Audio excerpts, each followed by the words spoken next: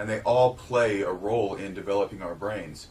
We're going to talk about things where like ways to stimulate your brain and ways to improve our brain function, because if you have a really low left brain function compared to your right, you'll see that there are certain disorders that you're more likely to have, or that could be exacerbated just because of your brain imbalance. And stimulating your left brain is important. Yeah, doing math will stimulate your left brain and possibly make it function better.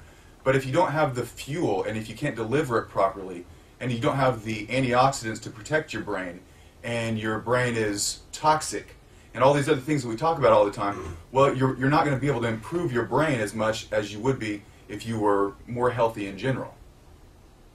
The thing that this might not have anything to do with nutrition, but it does for me. When I eat right, and especially when I eat right and I go out and I have a good workout, I feel like I am just, my brain's exploding. I've got all these great ideas. And if just the opposite, if I eat bad, if I have some, fructose corn syrup, if I have some soft drinks, whatever, and I don't work out, I feel brain dead. Sure. That's the word that I use. Brain fog. So speaking of that, I mentioned to you guys, last night I saw a commercial, and this is the second one I saw.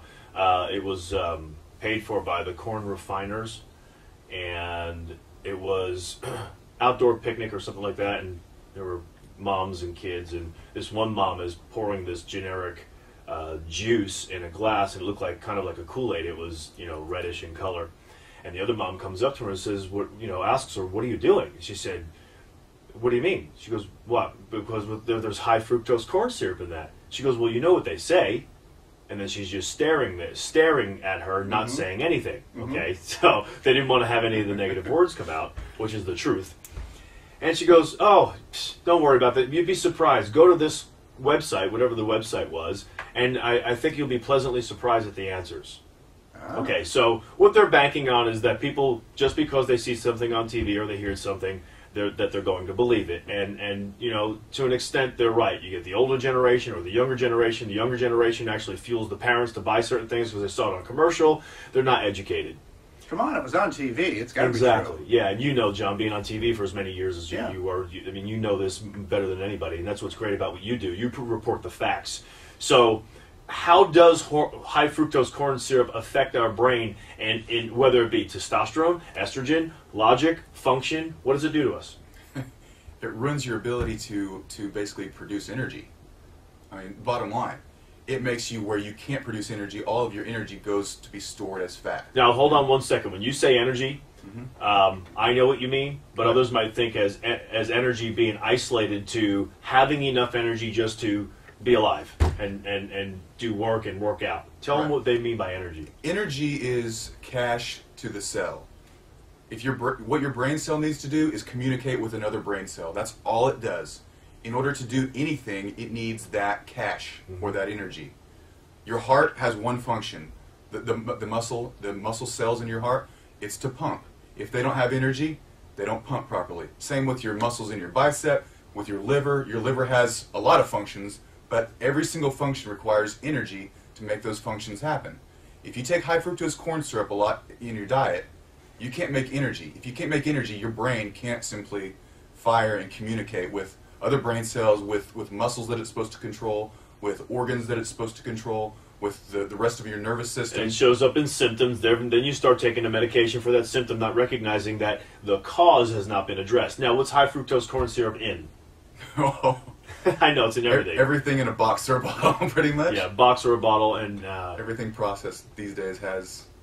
I don't want to blanket and say everything, but there are thousands of products that have high fructose corn syrup in it.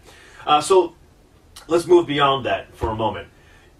And I don't know if this is where you want to go or not. We have to go to a break soon. Do you want to start talking about the function of the brain and incorporating both sides of the brain and how to do it, or do a test on John? Where would you like to go? Yeah, well, let's just talk a little bit about the basic function of the left brain before we get into right brain. Go ahead. First of all, left brain is testosterone driven. There are less serotonin and more dopamine receptors in the left brain, meaning it's more driven by dopamine than it is by serotonin. What is that? So? Well, I like the so. When you get low in serotonin, since there are less receptors in the left brain than the right, you're going to have problems with depression. Okay. Maybe a better way to put this is when your left brain goes down, since there's less receptors for serotonin, you're going to have symptoms of low serotonin. If women are severely right brain dominant, they tend to have depression more than men. Right. And that's true in a clinical setting. You'll see more women with depression. You also see men with more problems related to dopamine. Men have Parkinson's a lot more often than do women. So that's kind of where this whole thing plays. So there's the difference in the ailments that I promoted during the. And there's a during lot the more week. than just that. So give us some more. Give us some more. What's the difference, in the way a man may act or think than a woman, and what ailments are there that separate them? Right. Well, so the left brain is much more factual, and as we mentioned, more driven. Yeah. The right brain tends to deal in imagination and creativity a lot more than facts. So that's kind of a difference there. The left brain typically picks up sensation from the right side of the body. Anything you do with your right hand, all of your joints from the right side, vision from the right side, hearing from the right side. The only thing really from the left side that you get in your left brain is smell. So we can take advantage of that later when we develop like a rehab program to help. But what about help balance ailments the brain. specifically? Like you were just talking about certain ailments that men have versus women having, like Parkinson's, getting at earlier age. What else? Well, all the issues that deal with stress, which is a lot, by the Yeah. way. When you're left brain dominant, you tend to control stress much easier. The left brain has a lot more connections to it's called the parasympathetic nervous system, which is the relax, rest, digest side of the nervous system. So when it functions well, you're able to calm down, rest, digest your food, relax, and control your stress response. When your right brain dominates, it's connected more to the sympathetic or the fight or flight or the stress response side of your nervous system. So stress can just dominate your life if you're extremely right brain dominant. So then we're talking about most people, tell me if I'm wrong about this, but most people who experience that fibromyalgia are women. Yes. And that's brought on by a lot of stress. From stress in your gut, mental stress, emotional stress, whatever. Absolutely. I can't say that I've ever seen a man with fibromyalgia in my office. Lots of women. I'm not saying that men don't get it. Right. But the majority. But majority is women. They have excessive right brain function. They have excess stress response, more of a stress response than they should. They dump all their B vitamins out, and then they can't make energy in their muscle cells. They produce lactic acid, and their muscles hurt all the time. Okay. So coming up next, I guess we'll talk about some testing that you can do or have done to you, right? And we'll show with John Hammerly in the studio. You can go to YouTube and view this video or this show in the next several days. It should be up between 1 and 3 days, something like that.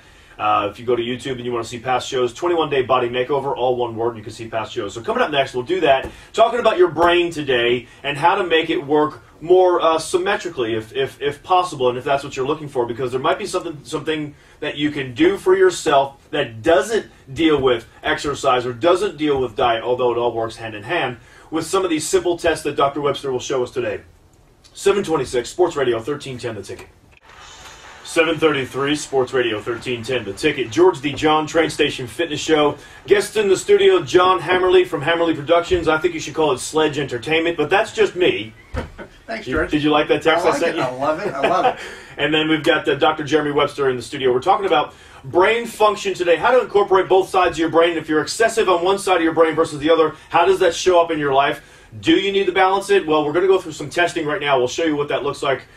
John, why don't you take, what's your name? Dr. Webster, take John Hammerly through some of the tests that you would do in your office and show people why, when you're a little off, how that can affect maybe John and his life. Now I know why you brought me in today. Exactly. You wanted somebody who's a little off. Yes. Yeah.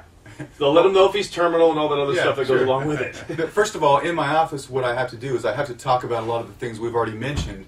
I don't do 2 or 3 little tests and just make a bold assumption on brain function. I would take a thorough history. I would talk about whether you seem overly stressed. What do you do for a living? Are you an artist? Are you an engineer? Are you a physicist? Now, would you ask those questions, or would you say, okay, this is my findings, because this would be really cool. All that's just on my intake form. People fill that out before they get to my office. So I have a lot of information there. Yeah, but listen to what I'm getting at. I think it would, to add more credibility, not add credibility, to make more believers, if you will, it'd be really cool to be able to test someone like you were just doing a little bit with John, and say, okay, here's my guess. You're more right brain